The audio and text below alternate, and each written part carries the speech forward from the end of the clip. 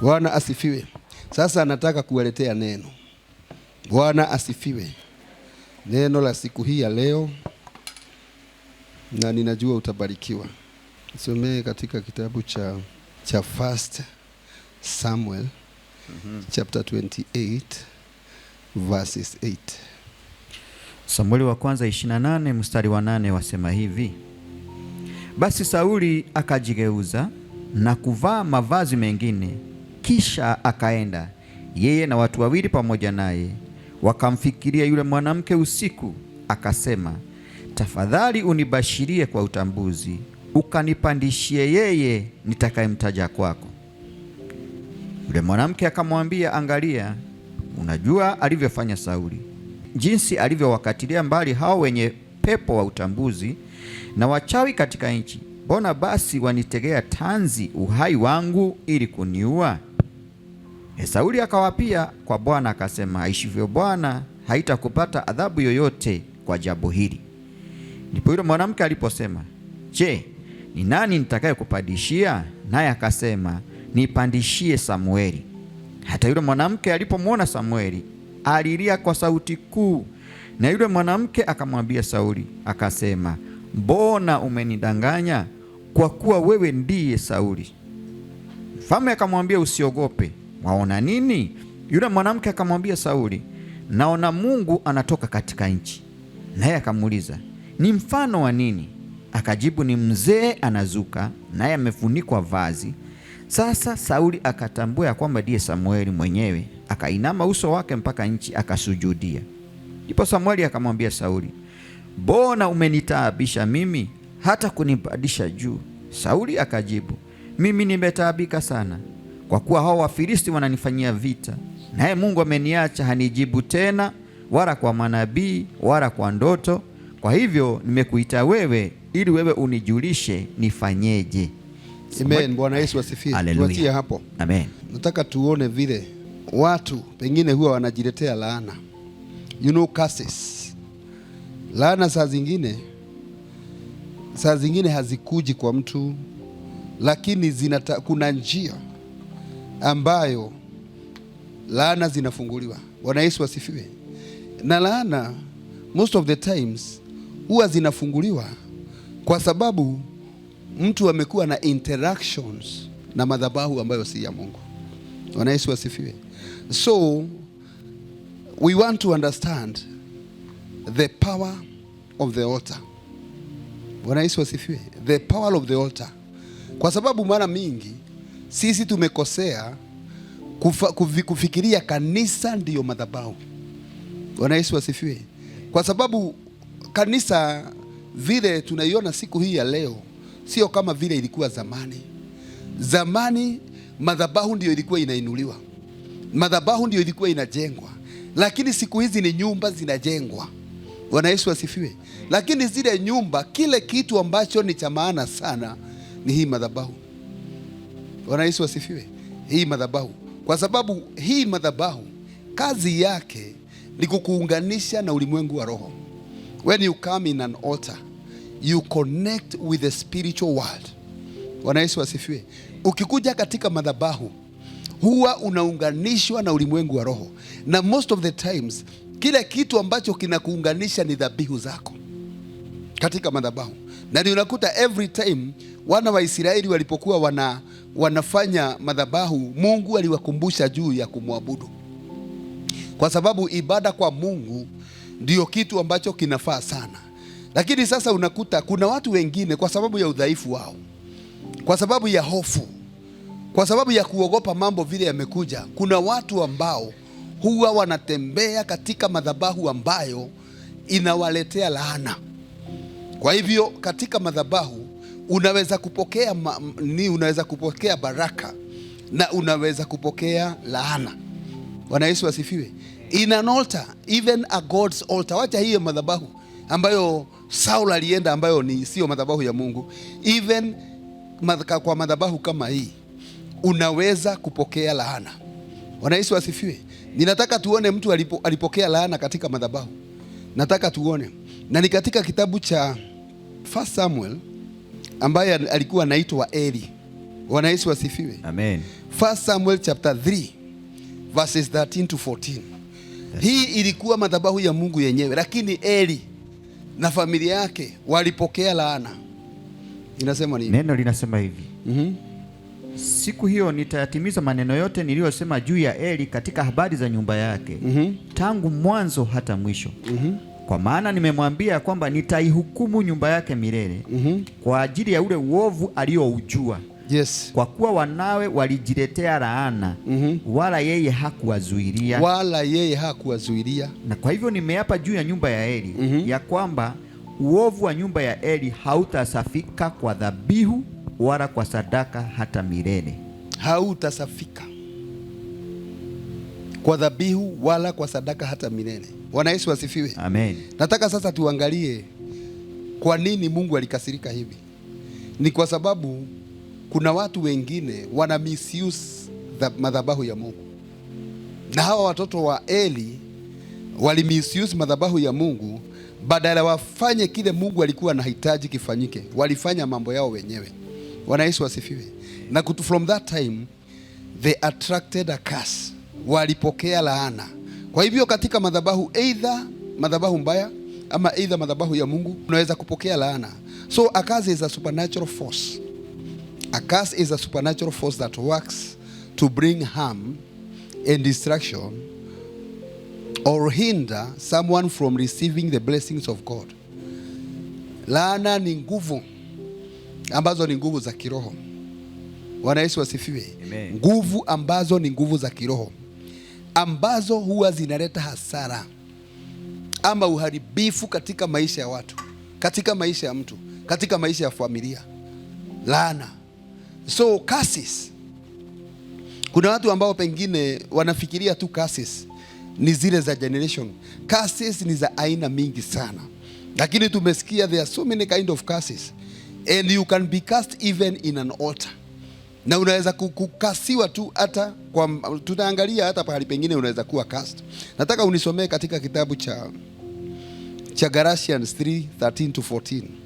Galatians 3:13-14. Haya, Galatians. Kristo alitukomboa katika laana ya torati, kwa kuwa alifanywa laana kwa ajili yetu, maana imeandikwa, amelaaniwa kila mtu aangikwaye juu ya mti. Bwana Yesu asifiwe. Amen. Kristo alitukomboa katika laana ya torati. Naam.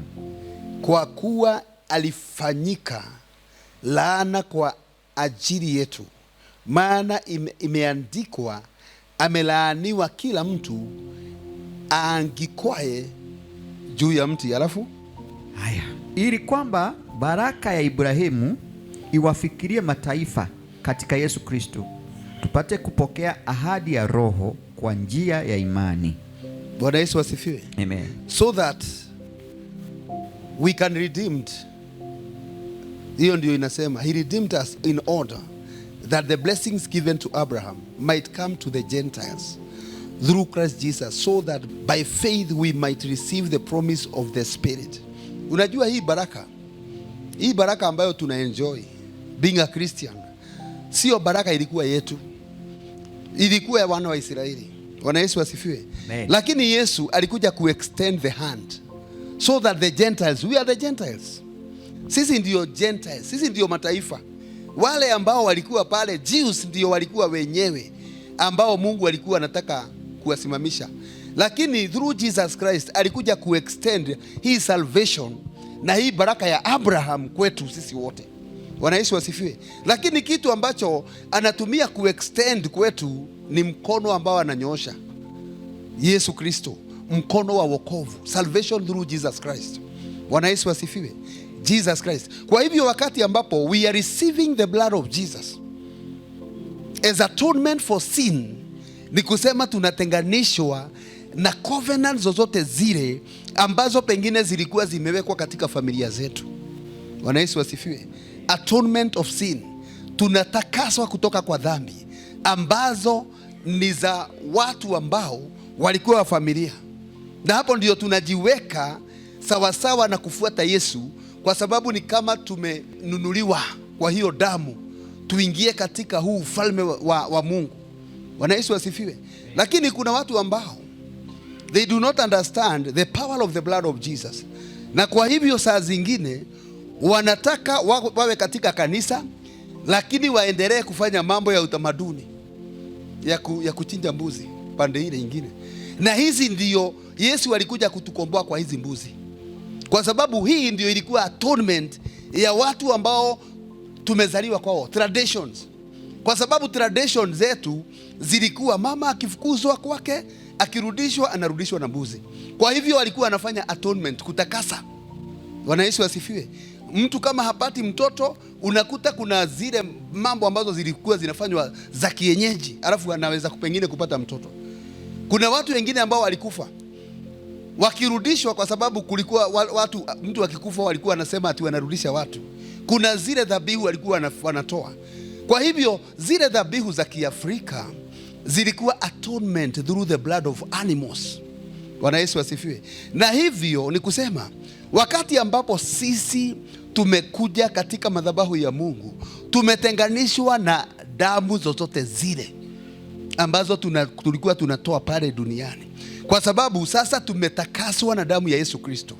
Bwana Yesu asifiwe. Kwa hivyo huwezi kutakaswa na damu ya Yesu Kristo na bado kuna mambo zingine unafanya za kuweza kujitakasa. Kwa sababu kuchinja kitu kwa sababu ya shida fulani ulikuwa nayo ni kujaribu kujitakasa. It is atonement of sin. Bwana Yesu asifiwe. Na sisi tulitolewa. Kwa hivyo hauwezi kuwa pande ile ya dunia unafanya mambo zako, unahudhuria zile mbuzi ambazo zimechinjwa katika familia kwa sababu ya atonement ya mambo fulani, alafu unakuja kwa madhabahu. Hiyo utalaaniwa. Bwana Yesu asifiwe. Utalaaniwa. Hauwezi kuwa pande ile na ukuje pande hii. Hiyo itatuma ulaaniwe, kwa sababu you cannot be in both altars. Altars ya watu wa kwenu na altars ya Mungu. Ni lazima uamue. Bwana Yesu asifiwe. So kuna mambo ambayo inaitwa sacrifice. Sacrifice ni kwa sababu kuna watu watakuacha kwa sababu ya Mungu. Kuna watu wengi watakutenga kwa sababu ya Mungu. Utatengwa na familia kwa sababu ya Mungu, lakini una sacrifice kwa sababu ya death of Jesus on the cross. Bwana Yesu asifiwe. Kwa sababu yale mambo usipofanya itaonekana ni kama Yesu alikufa bure. Bwana Yesu asifiwe. And so many of us, kuna watu wengi katikati ya watu wetu ambao wamefuatwa na laana kwa sababu wako kanisani na bado wanaendelea kutoa dhabihu za ng'ombe, za mbuzi, za kuku, za mchere na chakula cha aina yote, na wengine kwenda katika makaburi. Bwana Yesu asifiwe. Kupeleka dhabihu katika kaburi. Hata kama ni nini, unaenda kwa kaburi kupeleka. Hiyo ni dhabihu. It is atonement to the dead. Bwana Yesu asifiwe. The only problem is that you don't understand. Kuna watu hata ni melani huwa wanaenda kutafuta baraka za watu ambao wamekufa. Unajua ati pengine katika familia kulikuwa na watu ambao walikuwa wachawi wakubwa. Kulikuwa watu ambao walikuwa wana nguvu za kiroho, wa matajiri, na kuna watu ambao they have gone to the land of the dead kutafuta ile utajiri, hata kulala kwa kaburi, hata kulala kwa jeneza, kwa sababu hiyo ni sign ya ati umeenda kuzimu na umerudi. Bwana Yesu asifiwe. Hiyo ni sacrifice na hizo ni altars. Na kwa hivyo kuna watu ambao wamelaaniwa kwa sababu ya yale mambo. Bwana asifiwe.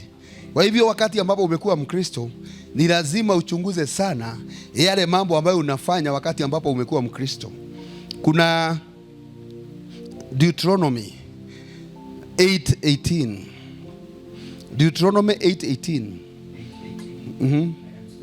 Bali utamkumbuka Bwana Mungu wako, maana ndiye akupaye nguvu za kupata utajiri, ili alifanye imara agano lake alilowapa baba zako, kama hivi leo. Bwana Yesu asifiwe. Amen.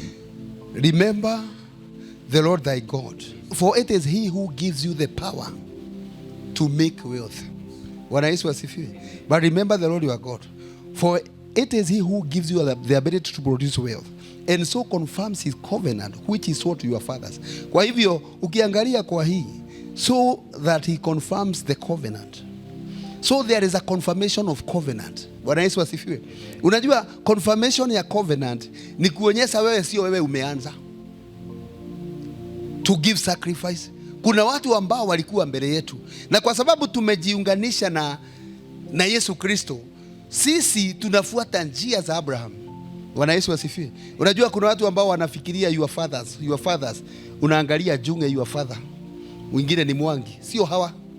Tunaambiwa fathers wa kiroho ambao ni Abraham, ambao ni Jacob, Israel, watu kama Elijah ambao waliweka covenants. And so when we remember the covenants, when we remember our God, the Lord our God, tunaleta hizo covenants live once again. Bwana Yesu asifiwe. So when we remember the Lord our God, because it is he who gives you the power, the ability to make wealth. Na kwa hivyo kuwa tajiri tunaelewa kupitia hii verse sio kawaida na sio jambo la kustukia. Bwana Yesu asifiwe. Ni kwa sababu ni jambo ambalo lina unfold kutoka kwa ulimwengu wa roho. For it is he who gives you the power, the ability kufanyika kuwa tajiri ama kuwa blessed. Bwana Yesu asifiwe. Na kwa hivyo wakati ambapo tunakuwa na madhabahu kama hii, madhabahu ni pahali ambapo tunakuja kujiconnect na covenants za watu ambao walienda mbele yetu, ambao walikuwa wa imani hii ambayo tuko nayo. Bwana Yesu asifiwe. In a covenant we come to connect with the covenants of our fathers, Abraham, Isaac, Jacob, watu kama Joseph. Tunakuja kuconnect na zile covenants ambazo waliweka. Na kuconnect na covenant ni kwa sababu wakati ambapo walikuwa wanafanya mambo, kuna mambo ambayo Mungu aliwatilia katika maisha yao. And so we are inheriting the presence of God that was there to be with us now. Bwana Yesu asifiwe. And that is why we have an altar, madhabahu kama hii. Na kuna mambo mengi ambayo huwa yanaleta laana. Bwana Yesu asifiwe. Kwa sababu unajua wakati mwingine watu huwa wanaingia kwa laana kwa sababu they never knew. Bwana Yesu asifiwe. Watu wanaingia kwa laana kwa sababu hawakujua wakiingia kwa laana. Na kwa hivyo ni vizuri kuelewa wakati ambapo unaingia kwa baraka na kwa laana, unaelewa ni nini unafaa kufanya. Kuna laana ya generation to generation. Bwana Yesu asifiwe. Laana, generation curses. Laana ni mingi. Tusiangalie tu le generation curses. Tunasema every generation curse. Lakini tunakosa kujua kuna laana za aina nyingine, sio generation tu. Generation. Hii laana za generation ni zile ambazo tunapokea kutoka kwa watu wa familia. We are receiving them from the family members who are before us. Our forefathers, our fathers, our grandfathers, wale watu, zile miungu zao ambazo waliabudu. Kama ni miungu zao zilituba wawe tajiri. Bwana Yesu asifiwe. Unajua unaweza kukuta katika familia kuna utajiri mwingi sana na haujui the source. Unaweza kukuta watu wenyu ni watu matajiri sana, lakini usiweze kujua the source.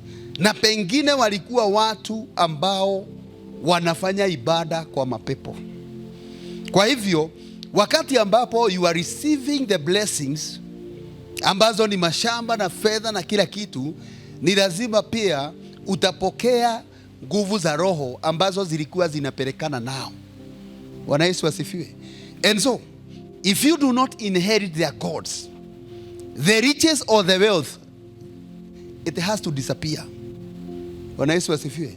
Kama hautaweza kuwa na a covenant with another God, kwa sababu as far as their riches were concerned, ni kwa sababu there was projection from the kingdom of darkness ambayo ndio ilikuwa inaachiria hizi mali. Na kwa hivyo wewe ukiingia ukose kujua siri ambazo walikuwa nazo, wewe ni kusema ukichukua zile mali, immediately zile miungu zitakuwa against you, especially if you are not going to be offering any sacrifice. Bwana Yesu asifiwe. Kwa hivyo wakati ambapo tunapokea utajiri, huwa tunapokea mpaka laana. Huwa tunapokea mpaka miungu ambazo zilipatia hawa watu utajiri. Bwana Yesu asifiwe. Unajua wakati fulani kuna vitu pengine zinafanyika kwa sababu watu wako na shida. Bwana Yesu asifiwe. Kwa sababu watu wako na shida. Kuna watu ambao wanaenda kwa waganga kwa sababu wamejaribu juu chini kupata watoto na wameshindwa. Na kwa hivyo wakati ambapo waliingia kwa waganga waliweza kupata watoto. Na wakati ambapo huwa unaenda kwa madhabahu huwa ukiapproach huwa inaleta ufalme na the spiritual laws in your life. Bwana Yesu asifiwe. When you approach an altar and you make covenant with an altar, ukifanya covenant ama upatanisho. Bwana Yesu asifiwe. Ukifanya dhabihu katika madhabahu, huwa unakubali sheria za kiroho za ile madhabahu zianze kufanya kazi katika maisha yako. Bwana Yesu asifiwe. Huwa unakubali sheria za kiroho za ile madhabahu ambazo inatawala pahali ambapo ulienda zianze kufanya kazi katika maisha yako. You know one thing, the demons or the spirits, they are not able to operate in the physical world. Bwana Yesu asifiwe. Roho hazina nguvu ya kuweza kufanya transactions katika ulimwengu huu wa mwili. Na kwa hivyo ili siweze kufanya transaction katika ulimwengu wa mwili, ni lazima ziwe na mwili. Bwana Yesu asifiwe. And when you are presenting your case in those altars, you sacrifice or you offer your body for those demons to take over. Bwana Yesu asifiwe. Na kwa hivyo wakati ambapo mtu anaingia kwa waganga, anaingia kwa wachawi, anaingia kwa hawa wazee wa utamaduni, hautoki bure, unatoka ukibeba miungu zao. Kwa sababu zile miungu huwa zinahitaji mwili wa kuweza express themselves in the physical. Bwana Yesu asifiwe. Na kwa hivyo miungu zile zinakuja na sheria za kiroho ambazo wewe hautaambiwa kwa mganga, lakini zitaanza kukufuata. Unakuta every time umeambiwa ni lazima uwe ukifanya hiki na hiki. Na hata kama haufanyi, they have their way to get whatever they want from your family, because there is a covenant. Bwana Yesu asifiwe. Kwa sababu gani? Kwa sababu zinatumia mwili wako, zinatumia mawazo yako, na zinatumia your own actions to get what they want from your family. Bwana Yesu asifiwe. Kwa hivyo hauwezi kuingia kwa mganga na utoke hivyo. Na kwa hivyo kama utaenda kwa sababu ulikuwa unataka mtoto, na umeshindwa kupata mtoto, pengine watakusaidia, kwa sababu nishawahi kusikia wengine wamesaidiwa, lakini they will come with demands. Bwana Yesu asifiwe. Wanaweza kusema kwa sababu tumekusaidia kupata mtoto, kila mtoto wa kwanza katika familia yako atakuwa wetu wa kuserve miungu yetu. Na wewe kwa sababu uko na haja ya watoto, hautafikiria sana, utakubali. Na kwa hivyo kila mtoto ambaye atazaliwa katika hiyo familia akiwa wa kwanza anaweza kukosa kuwa mganga, lakini anaweza kuwa mlevi wa kupindukia, because they are operating through that person. Bwana Yesu asifiwe. Anaweza kuwa mwizi hatari, anaweza kuwa mchawi hatari, anaweza kuwa mganga hatari, anaweza kuwa muuaji hatari, kwa sababu hizo demons, they are the ones that assign that person to do whatever they want to do. Kwa sababu mimi nikikuajiri kazi, mimi ndio nitakuwa ninakwambia kile kitu ambacho unafanya. And so when you give the demons a free way to operate in your family, wakati ambapo umepatia mapepo nafasi ya kuweza kuoperate, hizo ndio zitakuwa zina decide huyo mtu mwenye amezaliwa kwanza atakuwa nani. They are the one to decide. Na hata zinaweza kuwa zinakula kila mtu wa kwanza, kwa sababu ulimuofa kwake. Kwa hivyo the moment amezaliwa zinaweza kumbeba, ama zinambeba before afike miaka 8. Na utakuta sasa katika familia kuna hizo patterns za watoto ambao wanazaliwa kwanza wakikufa, ambao wanazaliwa kwanza wakiwa wachawi, wakiwa waganga, wakiwa walevi. Kuna kitu ambacho kinafuata yule mtoto mwenye amezaliwa akiwa wa kwanza. Bwana Yesu asifiwe. Na hizo ni sheria za kiroho. And so when you go and you approach an altar, you have to understand that sometimes you are not able to choose the consequences. Yale matokeo ambayo itaanza kutokea, sio wewe utakuanza una nguvu za kuamua, ni ile madhabahu itakuwa ina nguvu ya kuamua. Bwana Yesu asifiwe. Curses, generation curses. Na unakuta katika familia kuna watu ambao wanaitwa jina fulani, wanaenda na hizi njia. Kuna vifo ambazo zinatokea katika familia after some few years. Bwana Yesu asifiwe. Watu wa familia fulani hawawezi kuinuka kimaisha, wote ni maskini. Bwana Yesu asifiwe. Unakuta katika familia kuna watu wazimu, ni lazima katika hiyo familia kuwe watu wazimu mmoja ama wawili, kwa sababu ni nguvu za roho zinafanya kazi katika ile familia.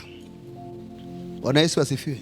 Kuna mtu nisikia akipeana testimony, anasema yeye mwenyewe alipozaliwa katika familia kuna mambo ilifanyika, na kwa hivyo alikuwa careless, na alianza kuapproach madhabahu ambayo sio ya Mungu, na in the process of time alizaa mtoto, na yule mtoto alianza kuwa na shida za magonjwa fulani.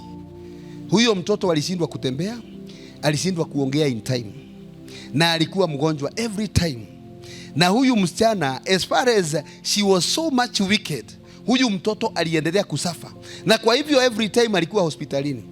Lakini alikuwa tormented so much in the dreams, alikuwa anakuwa na attacks katika ndoto, na siku moja akaenda akafanyiwa deliverance. Na siku hiyo hata sio yeye alikuwa ameenda kufanyiwa deliverance, alikuwa amepeleka mtoto aombewe, kwa sababu ya vile mtoto alikuwa na shida.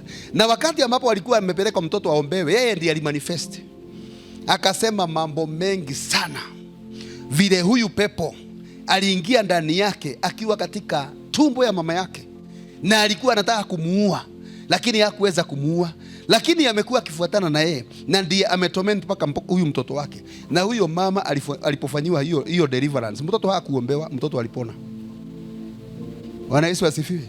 Mtoto alipona, hakuombewa mtoto, mama yao ndiye alifanyiwa deliverance. Lakini the moment mama alimaliza kufanyiwa deliverance, kwa sababu unajua ukifanyiwa deliverance hata hauwezi kuambia mtumishi ulikuwa na shida, unaenda na mtoto wako. Alipoenda nyumbani aligundua mtoto ameshapona, na mtoto hakufanyiwa deliverance, kwa sababu the problems that were following up with the child were connected with the mother. Bwana Yesu asifiwe. Generation. Kwa hivyo generation ni yale mambo ambayo unaona katika familia, curses that you see in your family, but you can disconnect from those curses. Bwana Yesu asifiwe. Vifo katika familia, unakuta watu wanakufa na magonjwa fulani katika familia. Watu wakifika umri fulani wanakufa, vijana wakifika umri fulani, watu wakisoma hawezi kupata kazi. Those are generation, but you can disconnect yourself from those generation curses. Bwana Yesu asifiwe. Kwa sababu ya kutumia nguvu ya Mungu na damu ya Yesu Kristo ambayo inaweza kukutenganisha. Bwana Yesu asifiwe. You know, the book of 1 John chapter 1 verses 9. 1 John chapter 1 verses 9 inasema, if we confess our sins. Bwana Yesu asifiwe. If we confess our sins, mwaminifu na wa haki hata atuondolee dhambi zetu, na kutusafisha na udhalimu wote. Bwana Yesu asifiwe. He is faithful and righteous. Na nikusema he is going to forgive our sins, and purify us from all unrighteousness. Kwa hivyo kuna unrighteousness ambayo imetufuata, na wakati ambapo hatujaweza kukuja kuconfess our sins, kuna nguvu za Mungu ambazo hatuwezi kupokea. The moment that we confess our sins, He is faithful and just to forgive us our sins and purify us from all unrighteousness, which is unrighteousness that you do not know but follows up with you. All unrighteousness, sio sins only, ni unrighteousness. Unrighteousness ni unrighteous life. Bwana Yesu asifiwe. Unrighteous life. Kuna watu ambao wako addicted na mambo ya pombe. Kuna watu ambao wako na shida katika familia, lakini shida zinatokana na vile wanaishi. Unrighteousness. Na kwa hivyo wakati ambapo tunakuja kwa madhabahu ya Mungu, when we come before the altar of God and confess our sins, kuna mambo mengi, kuna mizigo mingi ambayo Mungu huwa anatuondolea. Bwana Yesu asifiwe.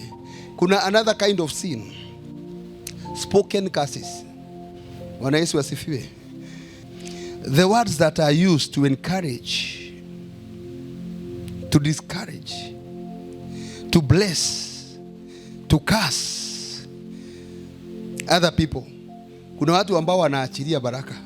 Unakumbuka Jacob alipokuja kwa baba yake, hakuna kitu baba yake alifanya, yeye ndiye alikula. Alafu at that moment he spoke.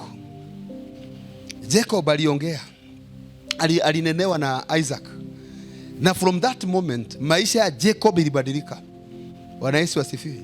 Maisha yake ilibadilika kutoka wakati ambapo alinenewa. Na kuna wakati ambapo Musa aliangalia katika familia ama ukoo wa Asha, akaona vile wameteswa. Katika Deuteronomy 24:31 akamwambia Asha maneno ambayo ilitoa mizigo ya mateso katika familia mkubwa ya Asha miaka yote ile. From that moment, Bwana Yesu asifiwe. Kwa hivyo there are spoken curses, na sio vizuri kuignore spoken curses, kwa sababu haujui. Unajua kuna maneno ambayo inakuanga na backup katika ulimwengu wa roho. Mtu anakuambia tu kimzaha tu, alafu kile kitu ambacho walikuambia exactly happens to your life. Kuna watu ambao sijawahi kukutana nao, lakini kuna watu ambao nimesikia akikuambia utakufa that day. Ukifikisha jioni ya siku hiyo, una bahati sana, na ni kwa sababu alikuambia wewe utakufa leo. Hiyo neno tu iko na backup ya kiroho, kwa sababu huyo mtu anatembea na nguvu za giza. They walk with demons, and so the demons are very quick to accomplish the task that they are given by the mouth of this person. Bwana Yesu asifiwe. Huyo mtu akikwambia kitu inafanyika exactly vile ilifanyika, kwa sababu they are spoken curses. Lakini tena kuna watu ambao wako katika familia kama wazazi ama guardians wetu, ambao wakisema kitu ni lazima itakuwa. Bwana Yesu asifiwe. Kama mama yako mwenye alikuzaa. Bwana Yesu, you know, you can never exclude your mother from your life. Hawezi kutoa mama yako kwa maisha yako, hata ukiwa nani, hata ukiwa Obama, hata ukiwa nani, hata ukiwa nani, kwa sababu ili ukuje katika hii dunia uliishi katika hiyo tumbo yake for 9 good months. Bwana Yesu asifiwe. Na ulinyonya kila kitu kutoka kwake. Na kwa hivyo mama yako akisema kitu sio mzaha, ako na nguvu, kwa sababu huyo ndiye alikuwa mlango ambayo wewe ulipitia kuingia katika dunia hii. Bwana Yesu asifiwe. Mama. Kwa hivyo there are spoken curses.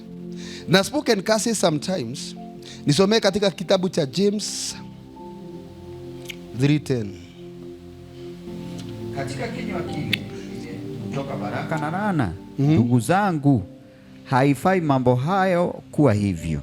Bwana Yesu asifiwe. Amen. Kutoka kinywa kile hutoka laana na baraka. Kwa hivyo kinywa kinaweza kuachilia baraka na kinaweza kuachilia laana. Lakini tukisoma katika kitabu cha 54:17 kunaongea mambo ya tongue hapo. No weapon formed against thee shall prosper, and every tongue that rises against thee in judgment thou shalt condemn. Bwana Yesu asifiwe. Thou shalt condemn, for this is the heritage of the servant of the Lord. Yes. Kwa hivyo wakati ambapo umesikia mtu amenena vibaya juu yako, unakataa immediately. Sio unagojea, unaenda ukifikiria anasema hivyo kama yeye ni nani, wacha tuone kama itafanyika. Lakini when they talk, when they speak, hiyo words ndio unafaa kucondemn those evil words. Unasema haitakuwa. Bwana Yesu asifiwe. Every tongue ambayo inaongea kinyume na wewe, ni lazima uinyamazishe, na from that moment unaongea mambo mazuri juu ya maisha yako. Akikwambia wewe utakufa, wewe tutaona kama utaishi, unamwambia nitaishi, na unasema utaishi kwa sababu ya neno la Mungu ambalo linasema hakuna ulimi. Hajaweka hapa. Bwana Yesu asifiwe. Aha. Inasema nini? Haitafanikiwa. Kila ulimi utakaoinuka juu yako katika hukumu utakuwa. Bwana Yesu asifiwe. Kwa hivyo the first thing is silaha ya vita, witchcraft, na the second part ni mambo ya ulimi. Kwa hivyo kuna watu ambao wanaachilia mambo mabaya kupitia ulimi wao, and some of them, watu wengine wao hautawaona na hautawajua kwa sababu watakuwa katika siri. Wanasema hawa watoto wa Nyambura tunawalaani leo, tunawatoa katika ulimwengu huu, tunaweka magonjwa yote katika miili yao.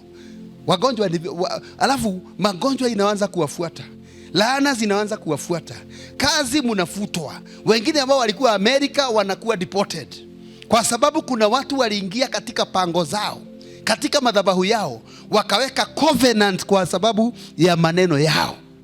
Bwana Yesu asifiwe.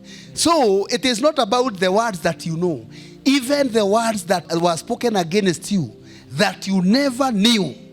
Kuna maneno, kama kuna mtu alinena juu yako, hiyo maneno tunakutenganisha nayo katika jina la Yesu Kristo. Na kama kuna wachawi ambao walikuweka katika madhabahu yao na wakakunenea, kwa sababu hawa wachawi sometimes they make an image.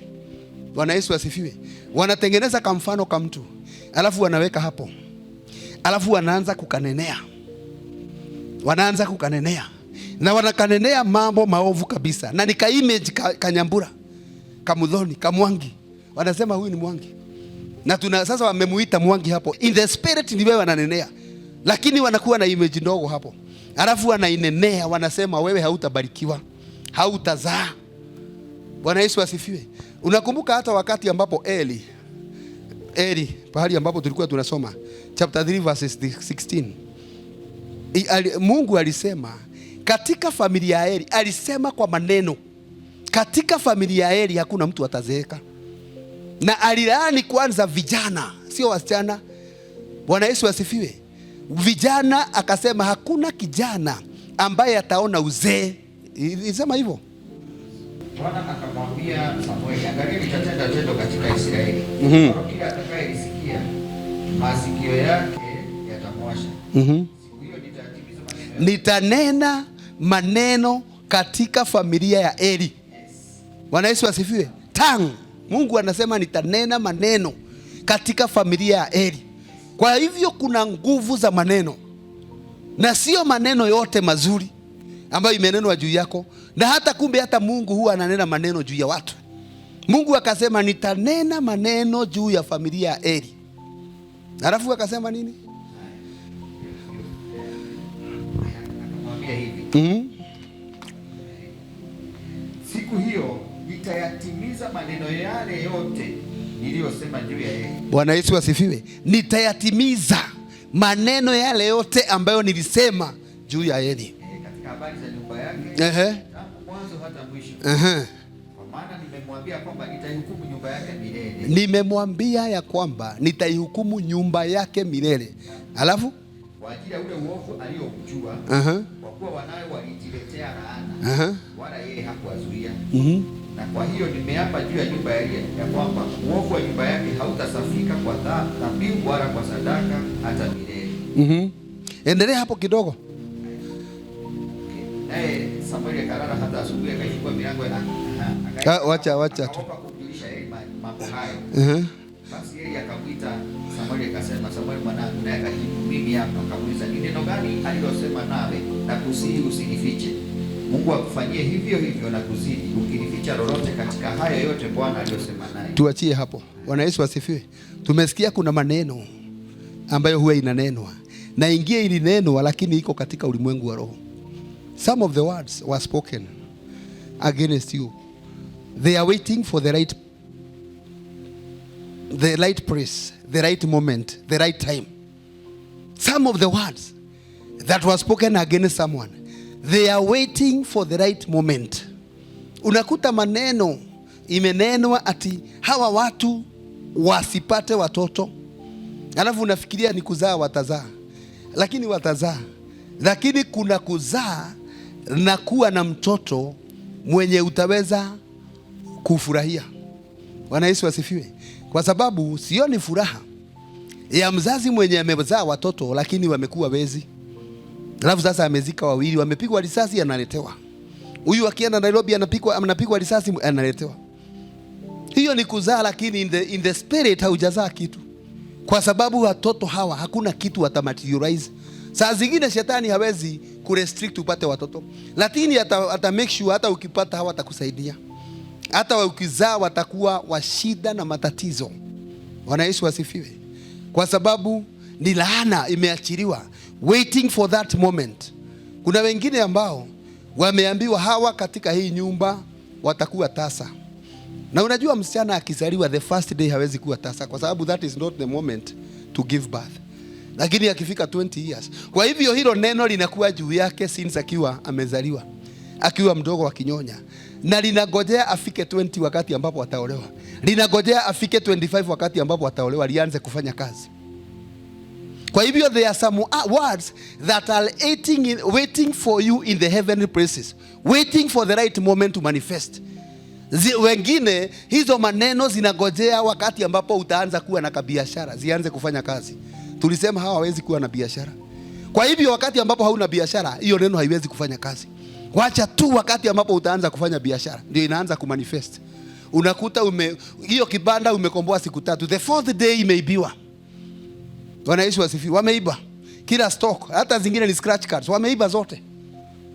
Na umefungua ka M-Pesa juzi, the second week wezi wamekuja, wameitisha kila kitu. Na ni kama walijua the moment ulikuwa na zile zote pesa zikiwa cash, wakabeba hizo pesa zote. Kwa sababu that word was waiting for you tu ufungue kazi. Wengine hilo neno limegojea tu wakati ambapo utafikiria kuolewa lianze kufanya kazi. Kwa sababu hilo neno limesema hawa hawezi kuolewa. Kwa hivyo the moment unaanza kuolewa linaanza kufanya kazi. Linaanza kufanya kazi. Na lina make sure sasa wewe hauwezi kuolewa. Bwana Yesu asifiwe. Bwana Yesu asifiwe. Wengine hawezi kushika pesa zao. Kuna mtu nilikuwa nimeona katika Deliverance. Alikuwa huyu mtu ati hawezi kushika 10,000. Na unajua 10,000 siku hizi sio pesa mingi. Ati hawezi kushika. Kwa hivyo the moment unakuwa na pesa, zinakaribia hiyo pesa, ni lazima kuwe na jambo ambalo linakuja linafagia zile pesa zote na unarudi chini. Patterns in the family, patterns in life. Hizo ndio maneno ambayo imenenwa. Kwa hivyo kama kuna neno limenenwa juu ya maisha yako kutoka siku hii ya leo, tunaliondoa. Bwana Yesu asifiwe. Katika jina la Yesu Kristo.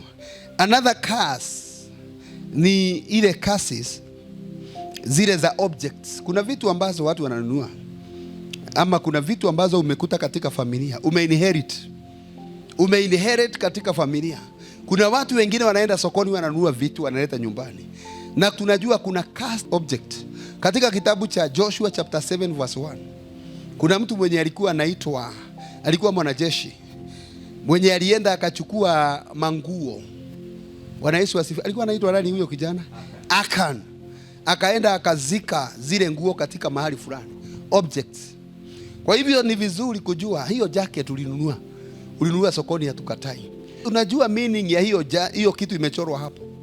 Do you know the meaning of everything that you are wearing? Most of the times hizi earrings za mama zinakuanga objects ambazo ni cast. Kwa sababu those cast things sometimes ni vitu ambazo zinatumika katika ulimwengu wa roho. Bwana Yesu asifiwe. Zinatumika katika madhabahu ya mizimu, altars that are not of God. Hizi earrings. Kwa hivyo ni lazima ukiangalia earring uangalie ni imechorwa nini, sio urembo tu. Sometimes they are cast object na ushanga. Kuna watu ambao wanavaa ushanga ambao huo ushanga ndiyo chanzo cha magonjwa ambayo iko katika maisha yako. Bwana Yesu asifiwe. Nguo yote ile ni cast object ambayo imechorwa vitu ambazo sio za Mungu. Inakuwa connected with the kingdom of darkness kwa sababu inatumika kama mlango wa demons ama evil attacks to access into your home. Unajua the devil will always seek for a gateway to come into your life. Na hiyo gate inaweza kuwa nguo, design, hata design za nguo. Ndio unasikia katika ulimwengu wa roho, in the kingdom of the marine kingdom, kuna factories za manguo ambazo zinatengenezwa pahali pale. Kuna fashions ambazo ziko pale, ambazo zina originate from the kingdom of darkness. Na hizo fashions zikiletwa hapa, kuna Wakristo ambao wananunua. Na wakinunua, from that moment, mambo yao na maombi inaanza kuwa na shida. Mambo yao na kanisa na Mungu inaanza kuwa na shida. Na sio kwa sababu huyo mtu alifanya makosa, lakini alichukua ile nguo akaivaa, na from that moment ameanza kupungukiwa na maisha ya kiroho. Bwana Yesu asifiwe. Tunasikia huyu tunaweza kusoma. Lakini wana wa Israeli walifanya dhambi katika kitu kilichopo. Akani mwana wa Karmi, mwana wa Zabdi, mwana wa Zera wa kabila la Yuda alitoa baadhi ya vitu vilivyowekwa wakfu, na kwa hivyo hasira ya Bwana ikawaka juu ya wana wa Israeli. Kisha Yoshua akatuma watu kutoka Yeriko mpaka mji wa Ai ulio karibu na Bethaveni. Tuachae hapo kwanza. Nataka tuangalie, tumesikia mara mingi, sijui kama kuna mtu hapa hajawahi kusikia mambo ya devil worship. Devil worship wakianza na mtu huwa wanampatia pete. Bwana Yesu asifiwe. Kuna pete zao na huwa wanampatia ushanga wao.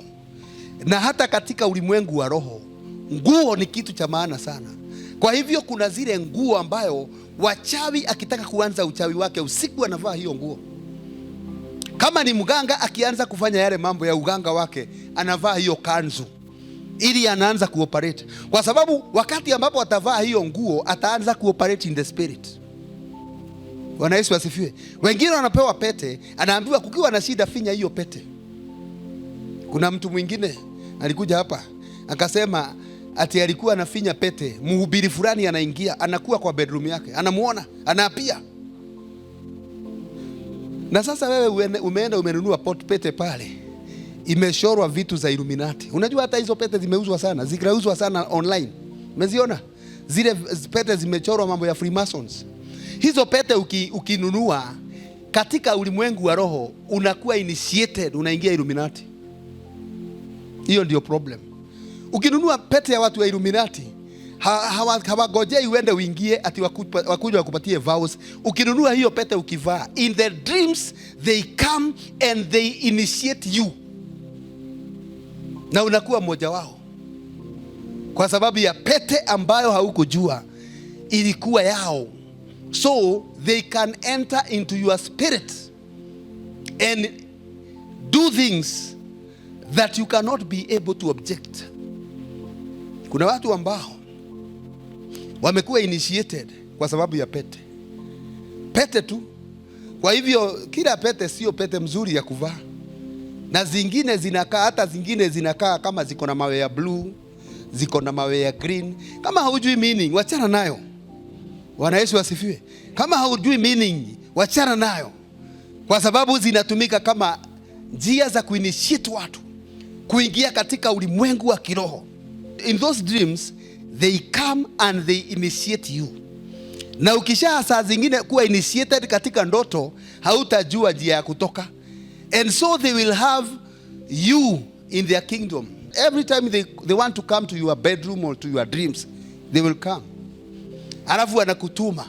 Alafu ukiamka haujui ulitumwa. Ukitembea kwa barabara unaanza kuwa na tamaa ambazo sio za kawaida. Na wewe umeolewa. Unaanza kutamani watu wengine. And from that moment unakuwa unafanya kazi ya kiroho bila kujua unafanya. Bwana Yesu asifiwe. Dreams, kuna watu wengi sana wamekuwa initiated katika ndoto.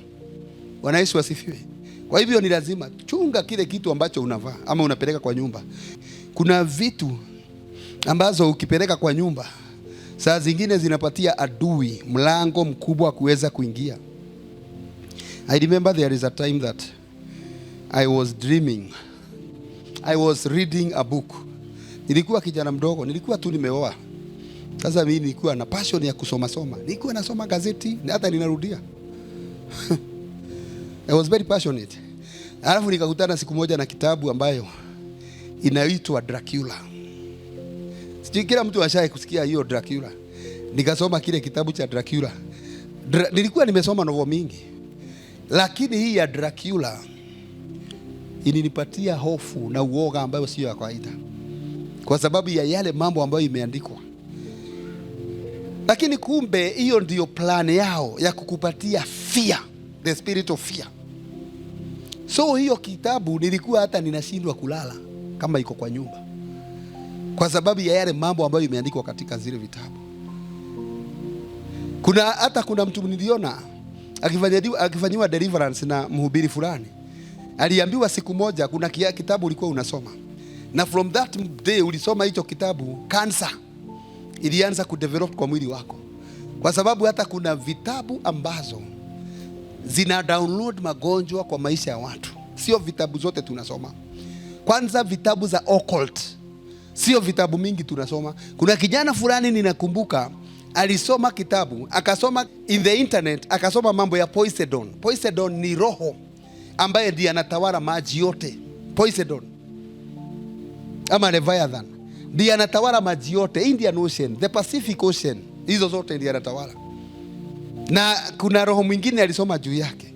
Na alipomaliza kusoma zile vitabu, alikuja akalala kwa kitanda. Alipokuja akalala kwa kitanda, aliona roof ya nyumba imefunguka. Alafu zile roho ambazo alikuwa anasoma juu yake zikakuja katika ulimwengu wa roho, akaziona zikakuja zikamuingia. And from that moment akaanza kuwa na shida katika ulimwengu huu ambayo ilikuwa ya shida ya kiroho, na akaanza kuwa na magonjwa, na ilibidi Mungu aweze kuingilia ili huyu mtu aweze kupata kupona. Kuna magonjwa, hiyo ni curses, magonjwa ambayo haijulikani. Daktari anaenda anapima, anakuta hajui ni magonjwa gani. Hizo ndio tunaita curses. Bwana Yesu asifiwe. Na yale magonjwa ambayo inakula watu wa familia, those are curses. So any sickness ambayo ilitoka katika ulimwengu wa roho, ambayo imefuata watu wa nyumba yenu, ni lazima tufunge. Bwana Yesu asifiwe. Curses. Na magonjwa mengine inakuwa projected in the spirit na watu na wachawi.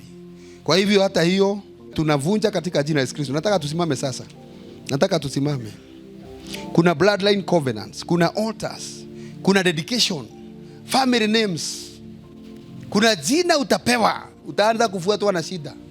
Kama za yule mtu mwingine anakuwa na hiyo jina, alafu anakuwa tasa, na yule mtu hakupata mtoto. Kwa sababu curses, they can come to a person through naming. Bwana Yesu asifiwe. Naming. Kwa hivyo hata meaning ya majina. Unakumbuka Mungu mwenyewe alikuja kwa Abraham akamwambia, Abraham, ni lazima ubadilishe jina. Kutoka siku hii ya leo utaitwa Abraham. Na wewe Sarai, hautaitwa Sarai, utaitwa Sara. Kwa sababu curses huwa zinapitia majina. Wewe unaitwa nani? Ushawahi kuchunguza jina yako? Huyo mtu ambaye uliitwa alikuwa anaishi maisha ya aina gani? Na wewe ukijiangalia hivi, unaweza kuona kama there is a relationship between you and the old man, between you and the old woman. Is there any connection? So that you can disconnect yourself from the curses of the name. Bwana Yesu asifiwe. Amen. Kwa sababu majina zingine zilifanywa dhabihu. Na kwa hivyo zile dhabihu zinakufuata. Na watu wengine, curses can follow you through sex. Bwana Yesu asifiwe. Watu wengine walilala na watu, lakini mambo yao kutoka siku hiyo iliharibika. Biashara ziliharibika. Biboma zikaharibika. Kazi zikaharibika. Kwa sababu laana huwa inapitia through intercourse. Bwana Yesu asifiwe. Na unaona kuna vitu mingi tunaambiwa tusifanye. Sio kwa sababu Mungu hataki tufurahi. Ni kwa sababu the demons operate through those channels. Sex. Bwana Yesu asifiwe. Bwana asifiwe. Ni lazima watu wafikirie. Ukiona mtu ni mrembo, anaweza kuwa mrembo physically, lakini spiritually she is very ugly, or he is very ugly. Kuna watu wengine wana initiate watu katika ulimwengu wa giza wakilala nao. Kuna mwanaume fulani niliona ati katika ulimwengu huu alikuwa amepewa ilani ya kulala na wanawake 360 in a year, na kila mwanamke alikuwa anazaa. Sijui what happened, lakini yule mtu, just imagine, alikuwa anapanda mbegu za shetani everywhere. Na wewe ukilala na yeye, kutoka siku hiyo unalaaniwa. Hauwezi kupata pesa, hauwezi kuwa na maendeleo, hauwezi kuolewa. Yani unafuatwa na shida na matatizo. Na zingine ni through music. Zile muziki ambazo tunasikia kila siku, the rock music, the reggae music. Wewe unasikiza nyimbo za aina gani? Bwana Yesu asifiwe. Na soul ties. Soul ties ni vile ulimwambia huyo mtu, unajua wewe sitakuacha milele, na sasa umeolewa na mtu tofauti, na yule mtu anakufuata katika ndoa, kwa sababu kuna soul connection. Sema Bwana Yesu, kila maagano ambayo ilileta laana katika maisha yangu, siku hii ya leo yote ninaivunja katika jina la Yesu. Maagano yote ya maneno yaliyonenwa juu yangu na juu ya familia yangu na watu wa nyumba yangu, kutoka siku hii ya leo, maneno yote yaliyobeba nguvu za kiroho yanayoniandama na kufunga njia zangu, kutoka siku hii ya leo, yote ninaikataa katika jina la Yesu Kristo. Maneno yao walionena katika giza kunitawala, kutoka siku hii ya leo, ninaikataa, ninaiharibu, ninaikataa, ninaiangamiza katika jina la Yesu. Mishale yote ambayo inapitia katika maisha yangu kupitia maneno, yote nimeikataa, yote nimeiharibu katika jina la Yesu. Mishale yote ya magonjwa, mishale ya umaskini, mishale yote ya kuzimu inayofuata maisha yangu ili nisiweze kuwa na maendeleo, kutoka siku hii ya leo, maneno yote yaliyoachiliwa, yote ninaikataa katika jina la Yesu. Ninakataa maneno ya wachawi, ninakataa maneno ya waganga, ninakataa maneno ya watu wenye wivu, ninakataa maneno ya watu wenye hasira walionena juu yangu na juu ya familia yangu katika jina la Yesu. Kutoka siku hii ya leo, ninajitenganisha na laana zao, ninajitenganisha na utawala wao, ninajitenganisha na maagano yao, ninajitenganisha na mipango yao waliopanga juu yangu. Kutoka siku hii ya leo, ninatoka chini ya wingu lao katika jina la Yesu. Siku hii ya leo, ninaomba ewe Bwana ukanibariki, ukanitoe chini ya wingu lao, ukanitoe chini ya utawala wao, ukanitoe chini ya mikono yao katika jina la Yesu. Pahali ambapo wameniweka, siku hii ya leo, ninaondoka, ninatoka katika jina la Yesu. Maneno yote yaliyonenwa juu yangu yanayonifuata na kufunga anga yangu, kutoka siku hii ya leo, yote ninaikataa katika jina la Yesu. Waganga wote walionena juu yangu, kutoka siku hii ya leo, hawana nguvu juu yangu katika jina la Yesu. Wachawi wote walionena juu yangu, hawana nguvu juu yangu katika jina la Yesu Kristo. Laana zozote zile za maneno yao, zote nimezikataa katika jina la Yesu. Siku hii ya leo, kila maagano katika familia yangu ambayo inaleta mateso, ambayo inaleta magonjwa katika familia yangu, kutoka siku hii ya leo, maagano yote ya familia yanayonifuata, laana zote za familia zinazonifuata, kutoka siku hii ya leo, zote ninazikataa katika jina la Yesu. Ninakataa mipango yao, ninakataa utawala wao, ninakataa mipango yao, ninakataa maagano yao. Pahali ambapo waliweka maisha yangu, ninatoka sana katika jina la Yesu. Mahali ambapo waliniweka kwa kaburi zao, ninatoka sasa. Kaburi za wachawi, kaburi za waganga, kaburi za watu waovu, ninazitoka sasa, ninatoka sasa katika jina la Yesu. Chochote kile ambacho kilikuja katika nyumba yangu na kikaingia katika maisha yangu, kinacholeta mikosi na laana, kutoka siku hii ya leo, mikosi yote iliyofunguliwa juu yangu, yote ninaikataa, yote ninaiharibu katika jina la Yesu Kristo. Kama kuna laana ambazo nilibeba nikapeleka kwa nyumba yangu kupitia nguo, kupitia viatu, kupitia mashuka na chochote kile ambacho nilinunua, kutoka siku hii ya leo, hiyo milango iliyofunguliwa yote ninaifunga, yote ninaifunga, yote ninaifunga, yote ninaifunga, yote ninaifunga, yote ninaifunga katika jina la Yesu. Kila maagano waliyoweka juu yangu kuweza kunitawala, kutawala baraka zangu, kutawala uzao wangu, kutawala biashara zangu, kutawala maono yangu, kutawala kazi zangu, kutawala usemi wangu, kutoka siku hii ya leo nimekataa utawala wao. Nimekataa, nimekataa, nimekataa, nimekataa katika jina la Yesu. Kila maagano niliyoweka kupitia ndoto na wachawi na waganga waliokuja kwa ndoto zangu, kutoka siku hii ya leo, maagano yao walioweka katika maisha yangu, yote nimeikataa, yote nimeiharibu, yote ninaiangusha katika jina la Yesu. Maagano yote na wachawi na waganga kutoka leo, yote iharibike, yote iniachilie, yote iondoke, yote iondoke katika jina la Yesu. Maagano yote yaliyowekwa kwa majina yangu na watu wa nyumba yangu ambayo inanifuata, kufunga milango yangu, kufunga biashara zangu, kufunga maono yangu, kushika baraka zangu, iharibike sasa, iharibike sasa, iharibike sasa, iharibike sasa, iharibike sasa, iharibike sasa katika jina la Yesu. Maagano yote ya shetani inayofungua minyororo, inayoleta minyororo katika maisha yangu, yote ninaiharibu. Minyororo yote iliyonifunga ivunjike sasa, ivunjike sasa. Vifungo zote zivunjike, zivunjike sasa, zivunjike sasa, zivunjike sasa, zivunjike sasa. Ngome za zao zote naziharibu, ngome zao zote ninaziangusha, ngome zao zote ninaziondoa katika jina la Yesu. Kutoka siku hii ya leo nimekombolewa katika jina la Yesu Kristo. Amen.